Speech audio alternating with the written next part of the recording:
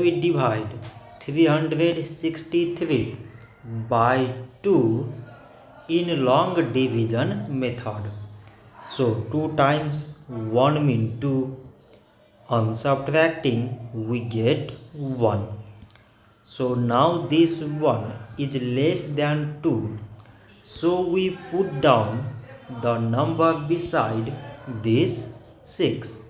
So now it became 16 and 2 times 8 means 16. On subtracting we get 0.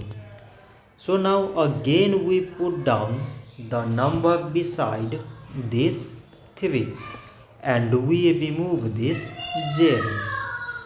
So 2 times 1 means 2. On subtracting we get 1. So again this 1 is less than 2 and there is no other number beside. So we put here decimal so that we take 0. So now it became 10 and 2 times 5 means 10. On subtracting we get 0. So 363 divided by 2 is 181.5. So this much for today and thanks for watching.